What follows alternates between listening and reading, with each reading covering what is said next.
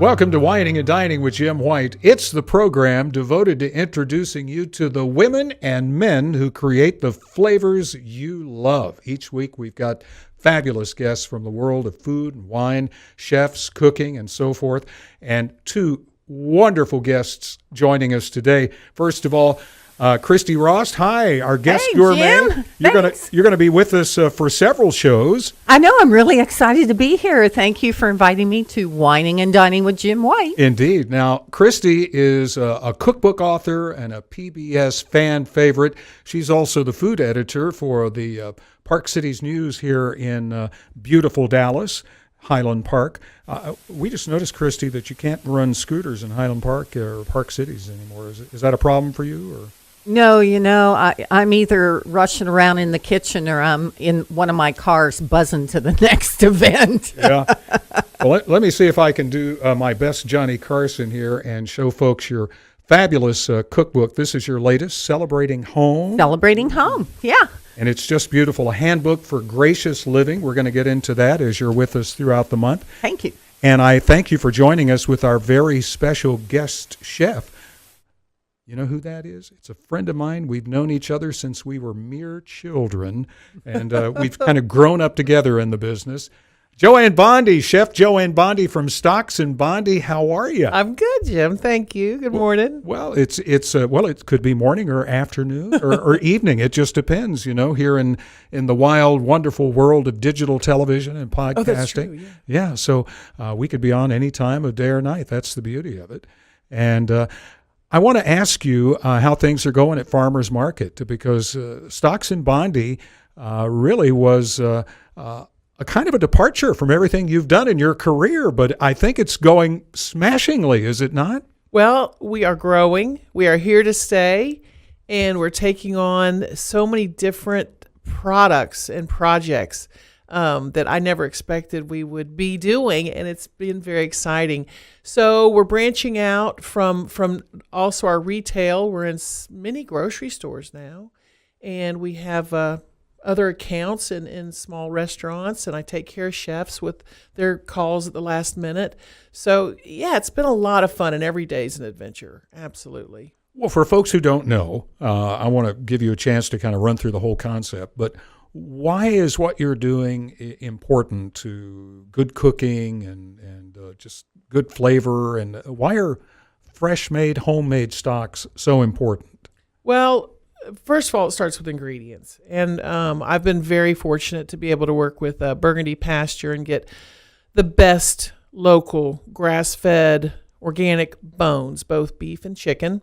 So the ingredients are paired with organic vegetables, and it creates a beautiful stock with beautiful equipment that is stainless steel and cooks that bone and water and vegetable and herb ingredient for 20 hours, and it creates just a beautiful liquid. So when we pull it off, we say we get this lovely golden yellow chicken stock that has no sodium, but then we take that and we make the bone broths. They call bone broths these days, and soups, and it's full of collagen, full of nutrition, and it's just the best of the best. So it's hard to do that in kitchens because they're so small, and you have to, 20 hours. It's hard to keep a pot on for 20 hours and not be there. So I just wanted to get back to that process to be able to offer a fresh and nutritious and good ingredient for cooks. But it's turned into a whole another area of people drinking the broths. And our broth is fresh. It's very different than what you get at the grocery store in the bottles. Ours is very high in collagen, which is so good for any of those little aches and pains or building your white blood cells for chemo patients. So it's branched off into a very healthy direction in other ways, other than just cooking. I want to play the devil's advocate here for a minute, not from someone who's spent hundreds of hours with great chefs and already knows the answer, but for those who would say, well, what's wrong with just buying it off the shelf in the supermarket? That looks pretty good to me. Well, you know what? All I say is do a blind tasting. Take the bouillon cube, which is so full of preservatives, so full of sodium. Take the canned stock, and look at the label. Make sure there's no vinegar. There's no beta carotene for color. Make sure there's no sodium. Make sure there's no preservatives.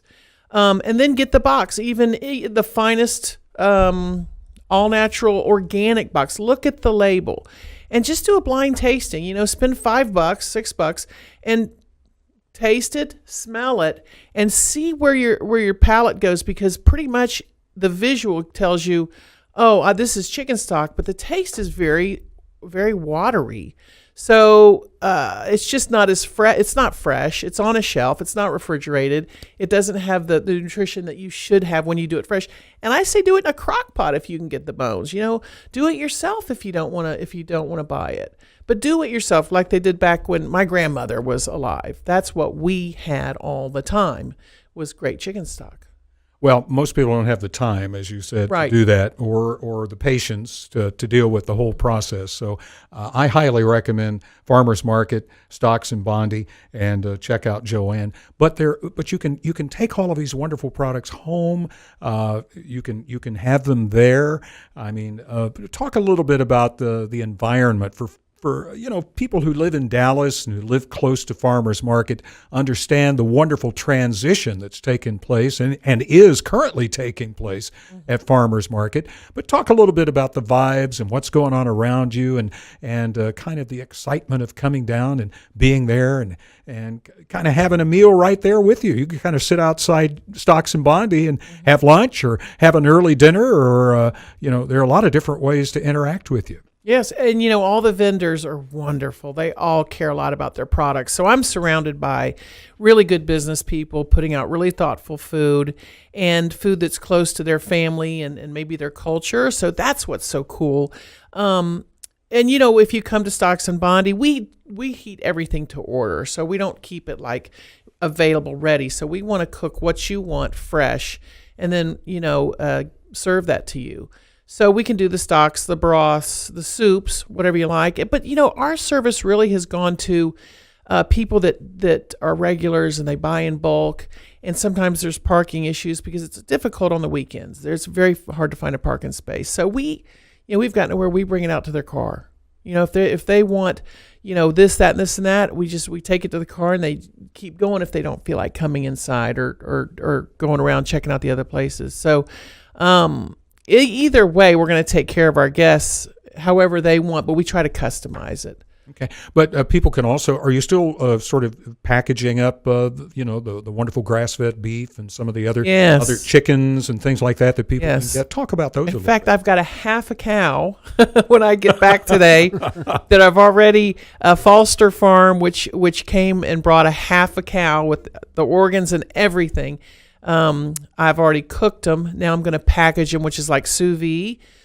So you just have to heat them up, and they're going to have the delicious stock I've made with the bones, and it's all grass-fed, grass-finished, and kindly, humanely raised. It's beautiful beef, and I'm really excited about that. And crazy me, I get excited about packaging beef, but it's going to be beautiful with a little bit of the mirepoix in there that I braised it with. And then people just take it home and put it in a little water and simmer it. And it really works well for people that are on the go. And it works well for people who are taking care of their parents. Yeah. Oh, I'll talk more about that. Well, I have a lot of customers who are taking care of their parents right now. Mm-hmm. And even if they're in maybe assisted living or somewhere where they do get meals, they like what we do because it has flavor. It's very nutritious. And it's beef, and it's good beef. So it's kind of a nice added thing to have available for people. Christy, I'm glad I neglected to tell you at the beginning of the show that at any time you want to ask Joanne a question, please do. Well, I wanted to make a comment because I've just been through that whole process, Joanne, with my husband and for his mother.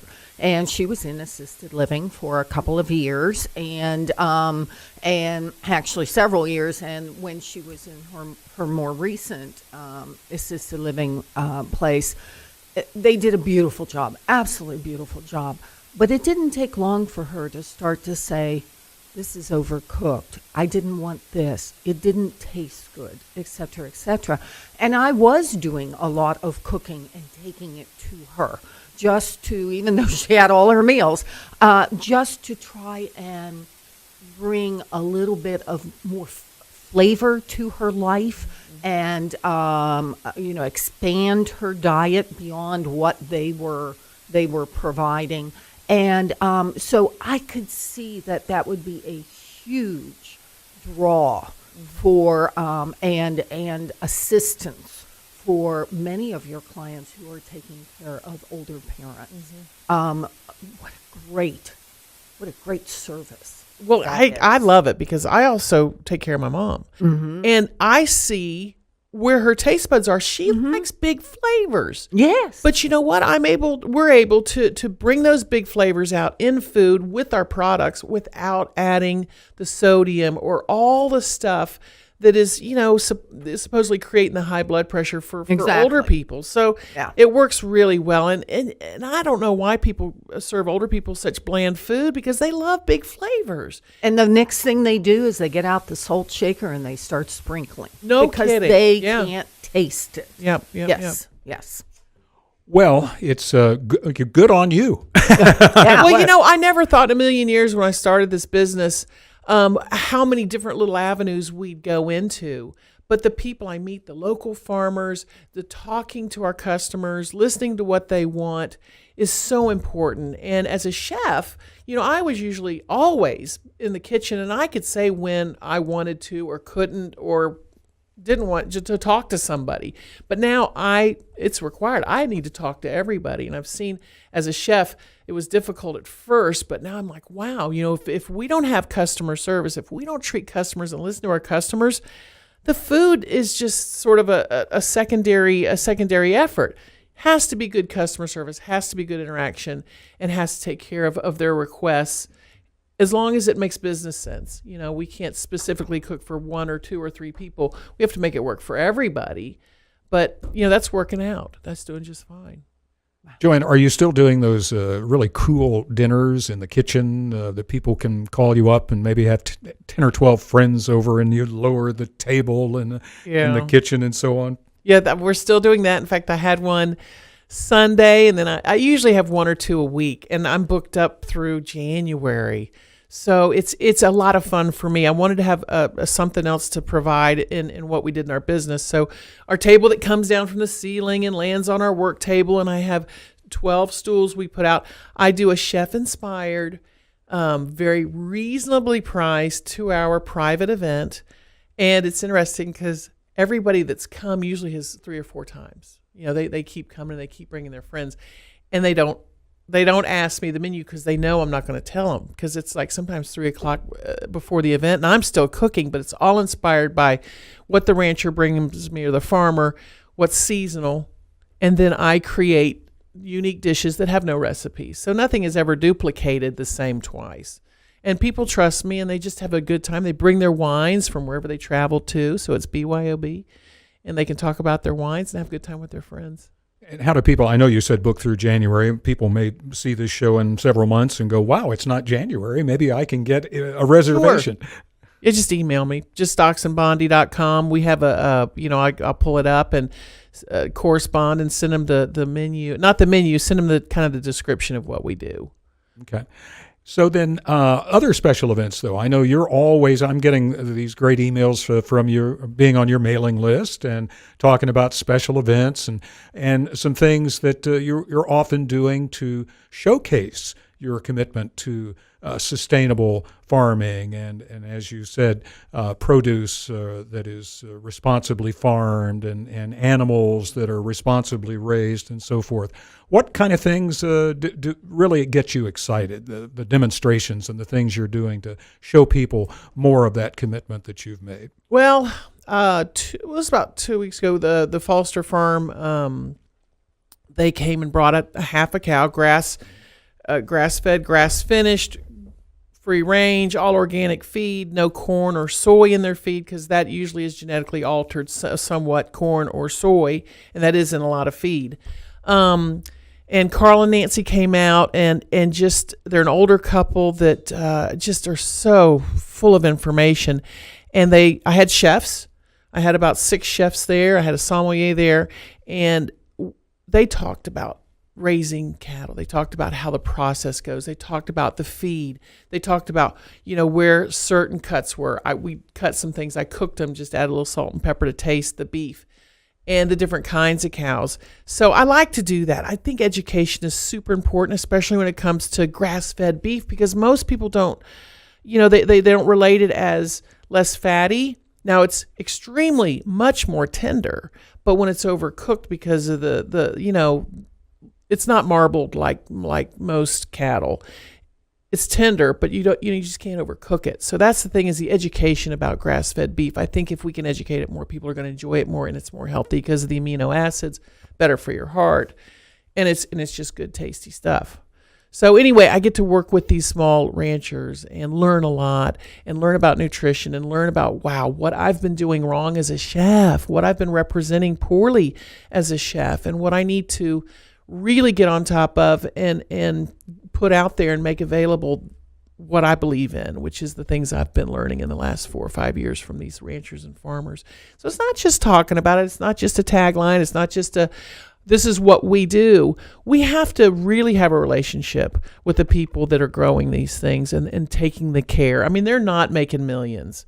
They just want to put good food out there. That is their biggest concern. And to support them, to keep them going so their children can take on those businesses and their grandchildren, is what we have to carry through and support with our business. So that's what I love doing. All right. And yes, Miss Christy. Oh, and I was just going to comment that Joanne and I were speaking earlier before the show and about our relationships with our growers and our producers and all, and how really personal that has become for each of us. It adds so much to cooking and to serving and sharing our food when we can share stories and our passion for our relationships with growers and producers, because you do learn so much. I mean, you learn so much, and I was taken with your comment about when you said, and I learned about the things that I had been doing wrong, that I had been maybe misrepresenting and all, simply because now I know more. And I thought, wow, that is a powerful statement. And it's going to cause me to start to reevaluate things based on that comment. So that was pretty powerful. Well, food has been changing, and Really has been. Over a period of time, it's just been filling those grocery shelves, not running out of anything. And what does it take to make that happen in the food and production and manufacturing world? Mm-hmm. And I think it's to a point now where we all need to go, oh my goodness, wow, let's pay attention to what we're feeding our kids. Let's pay attention to those labels. Really ask some questions. Go deeper. If someone gives you kind of a vague answer, it means they need to get their information. So ask the butcher, ask them, is there any corn or is there any soy in this, and is it organic? Now, you're going to pay more for these products, but until we all kind of get on the program, like heirloom tomatoes, the prices will come down. But I say, let's just eat a little bit less, but let's put good things on the table by asking those questions. And we kind of need, as a general public, we need to kind of force that movement, because we're battling against the big names that really survive on what we've been eating, and it shows. You look out at general public, and it shows what's happening with food, and we got to do something about it so our kids are healthy. Well, it's kind of a stark choice. I'm normally a glasses full kind of guy, and I rarely make these sorts of comments. But it really comes down to, do you want to pay a little bit more for organic, healthy food now? Or do you want to pay a whole lot more in medical bills later on because your health is so poor because you've eaten so poorly? Mm-hmm. So anyway, again, thank you so much. Joanne, I think a lot of people would love to know what inspired you to become a chef. Oh, wow. My major was banking and finance. But I always good to know if you're in business. That's the thing that most chefs don't have, is what your background is. Yeah. So I don't know. I was always paying attention to my grandma. I was always paying attention to my grandparents. They owned a small grocery store. I was always watching she was a fabulous cook. My mom was a good baker. But sometimes entrees had tater tots in them. So I was like, okay. So I learned from my grandmom the all the good stuff, and my mom was a great baker. But I don't know. There's something in me. I did not go to culinary school, which today it's important to go to culinary school and go to culinary school and learn. But I I got out of banking because a bank officer said, I'm opening up a small health food restaurant. It was like 1981. And do you want to do the kitchen? I said, well, yeah. And that's when I started cooking with tofu. I started cooking all healthy, macrobiotic diets. And that was my first exposure to the restaurant business. And boy, it took me, and it just took my hand and took me to many places.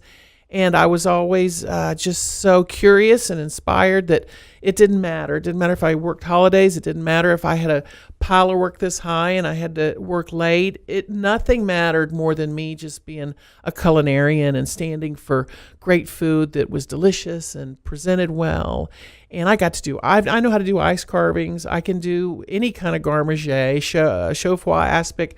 I have all those things that have gone away in the world. So, I'm just so happy I got exposed to those things because nobody else wanted to do them. So they're like, oh, well, Joanne's going to do it. So I got to do all the stuff nobody wanted to do. And I just loved it. It's my love. I got really lucky. I'm very fortunate to have found something I love to do. Yeah, well, your passion shows. You had one of my all-time favorite restaurants, you and Monica Green, with Ciudad. Oh, yeah. And I loved it. Your resume is simply amazing, a stunning resume. What led you to kind of deviate from this to open Stocks and Bondy? I mean, a very successful restaurant chef, Ciudad, as I mentioned, working Gaylord Texan with, the big steakhouse and so on. I mean, you could be running a 1,000-restaurant chain right now. Well, it's kind of a complicated story in a way, but it's very simple. I had breast cancer, and while I was going through chemotherapy, I kept going because whenever somebody'd come over to my house, they'd always drink more. So I'm like, well, I don't want them drinking and not eating. So I thought, I need to cook when I feel good so they can eat something to hold stuff down. Not that they were getting drunk or anything, but, they were drinking a little bit more. So I found what I did was I was going to like smoking in my smoker, braising, really having fun with the braising liquids and making stock. So I came up, just with different business concepts because you got to keep your mind busy. Otherwise it gets kind of crazy. Mm-hmm. So I came up with Stocks and Bondy with some other concepts. And then I went back to work at the Gaylord and kept working. And then came time to my parents. I needed to relocate them out of retirement and have them come down near me. My dad was not doing well. So I resigned to take care of my parents. And then in all of that came the farmer's market. And they said, hey, we've got some spaces here. You interested? You have a concept? And that's when I was like, Stocks and Bondy, like that. Like I didn't want to think about it too much. I just knew that's what I needed to do, and it would work well with my parents, situation.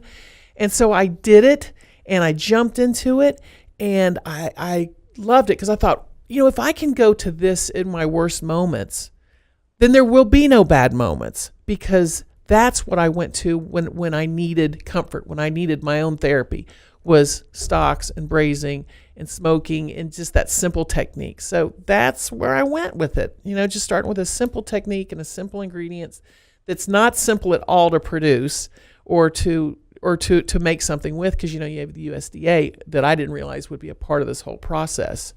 I had no idea the USDA would come in on my product and want to try to figure out how to regulate it or how to get a part of it. So well put. Yeah. Very interesting. Yeah. Well, you seem to be spanning the generations because in things that some just footnotes and things that I pick up from you, you seem to be spending a lot of time trying to teach and mentor younger people. And in fact, you're quoted in one of the articles I've read as having a couple of millennials taking care of your business. Yes. Talk about how important that is to you to listen to younger people.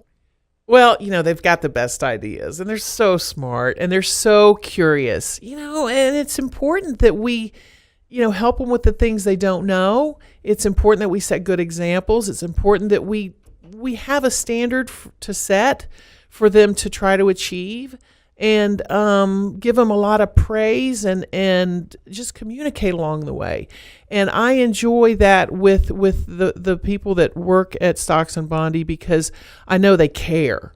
I'm very particular about the people that work at Stocks and Bondy because they have to also have customer relations. So it's not just about cooking stock. They have to talk with people and be generous and gracious with people. And that process has been very interesting as a business person because, everything has to be pretty good. So your employees have to be really awesome in every way, not just be able to cook well or to be able to produce and create things quickly. So that whole circle has been a lot of fun for me because I get to see them happy. I get to see them come in and I get to see them go, and we get to do fun things together. And they get to learn something. I hope they leave me and go, I learned something. She might not have been too easy sometimes, but I learned something. Versus just I'm kind of like everybody else blending in with this cooking thing. Well, thank you. Thank you for doing that. And speaking of this cooking thing, let's see some of Joanne's magic now at Stocks and Bondy. Well, Jim, I thought we'd make a little chicken stock. Oh, holidays are coming up. You're going to need turkey stock, chicken stock for all that holiday cooking. So we're going to have a real simple recipe that you can do at home. Now, a lot of people are afraid of this because they think, I don't have 20 hours to put this stuff together, so they could just come here for you. But will this recipe be easier to make at home than the normal, let's get bones and make chicken stock? Absolutely. Okay. Yep. And then, after you've done this, you've got some chicken for, making for your family or making chicken salad. There's a lot of things you can do here not to waste anything and make good use of the products and the chicken. I guess we need to start with the chicken, though, huh? Yeah, very important. You can get just any chicken, but if you're going to go and do this, get an organic chicken. Get a chicken with no antibiotics, no GMO corn or soy feed. Make sure it's free range, and just get the best chicken you can get that's organic. There's a lot of verbiage on there, but just check the label and see, where things are coming from. Because this takes time, and you want a good chicken stock. So have a good quality chicken. Okay. And they're out there, they're available, and the prices are coming down because more people are buying these products. So it's really great how the market's going. Okay, so then when we take the chicken out of its wrapper, and yes. Then how do we prepare it to make the stock? Well, and have that other great meal. You can leave it whole when you're doing the process, and then in about an hour, take the meat off and put the bones back in. Okay. Or you can take the meat off, roast the bones, and put them back in and have a darker, richer broth. Ah. But I like to keep mine light because it has more purposes when you keep it light. Well, let's do it Stocks and Bondy. Yeah. And then you can also, and I use a stainless steel pot. If you're going to make stock, if you're going to drink broth, make sure it's made in a stainless steel pot. Some of these pots need to be about 100 quarts. Just ask those questions. Was it made in a stainless steel pot? We have 40-gallon steam jacketed kettles that are stainless steel that we use. Now you can also use the Instapot, and this is a great way to pressure and do it in maybe 2 hours. Doesn't take more than 2 hours. Or you can put this on like slow cooker. If you have a slow cooker at home or an Instapot, put it on about 20 hours. Okay. Yeah. Now, in the pot with one chicken, just keep it on as long as you can, with your carcass. But if you're boiling it with the breast and the thigh, take it out in about an hour and take that meat off and then put the carcass back in. And then as far as getting the veggies ready and the spices and everything? Make sure you cut them appropriately. You don't want to leave them chunky. You don't want to leave them whole. You want to slice them so you can get the nutrition out of them. But you don't want to slice them so small or dice them that it's hard to strain them out when you're straining your stock. And then we use a simple fresh bay leaves, fresh thyme, parsley, and onion, all organic. Garlic cloves, and I use the French peppercorns. That's the melange of peppercorns. It's the one with the little pink ones, because I think it adds a nicer, subtle flavor. And that's what we cook with here at Stocks and Bondy is the melange of peppercorns, never the straight black ones. So I'm going to put this chicken back here so we can butcher that out and just show you the different parts that you can use. Okay, so what we have is a whole chicken, our organic chicken that has no growth hormones or steroids, no genetic soy or corn feed, a good quality chicken. So what you want to do is, if you just want to save the breast and the thighs, go ahead and cut your breasts out and your thighs and save them for your dinner that night or whatever you want to do for the weekend, and you can keep them in the fridge or freeze them or marinate them. Now, once you have that chicken breast out, leave the skin on, because organic chickens, actually, when you eat the protein, the skin helps assimilate the protein into your body better. So try and keep the skin on when you're cooking and hopefully eating your chicken. So William's taking the breasts out now. I always find it's easier to take the breast out first and then come down and take your thighs out. In your stock, the key part of your flavor is to leave that meat on there. The key part to your collagen, your richness, are these parts, the wings. If you have the neck that comes with your chicken, if you're able to get the feet, those are the really rich parts that create that awesome collagen. And then the nutrition comes from all of this process. So if you want to, you can put the drumette in your stock. You're going to have a little more collagen in there if you can't find maybe some chicken feet. When you make chicken stock at home, have fun with it.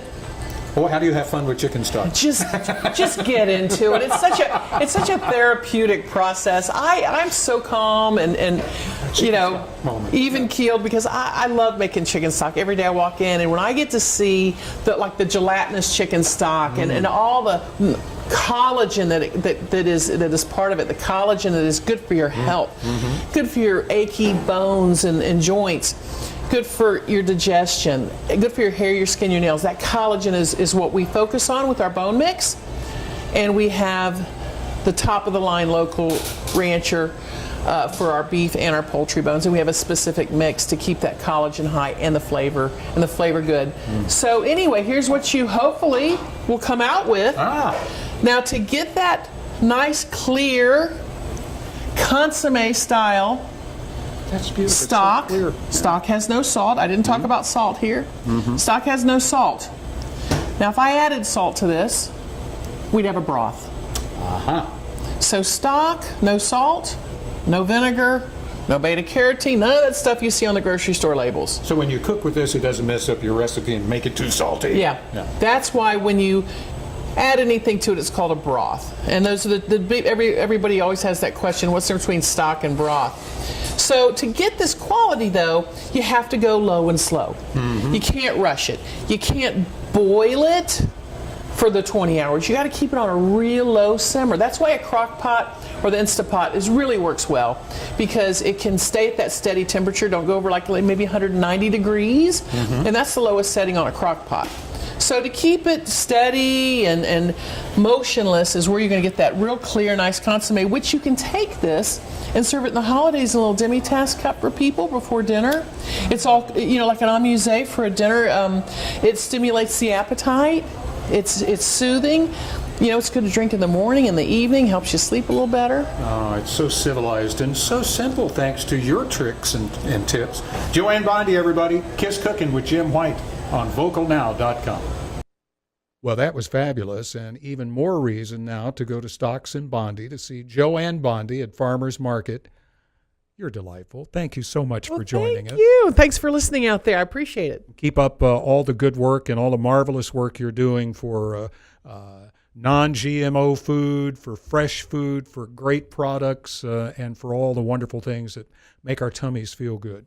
Absolutely. I'm just following Alice Waters a little bit as much as I possibly can because, she's the mama of all this. Indeed. And Christy, thank you so much for joining us as our guest gourmet and for being with us on our shows. And we got a couple of shows devoted just to you for the holidays, for all of your wonderful expertise and entertaining and decorating and cooking and fabulous ideas that you can pass along. And Jim, that's where I absolutely am so passionate and so excited. I cannot wait to share all kinds of ideas and tips and how-tos and making it easier for all of your listeners and viewers. And I look forward to that. Thank you. And it was a pleasure to be here with Joanne Bondy. Indeed. Today. Thank you, Christy. Joanne is wonderful. Joanne Bondy, Stocks and Bondy, and Christy Rost will be back with us. And I'm Jim White, reminding you, if anyone asks you what you're making for dinner, tell them reservations.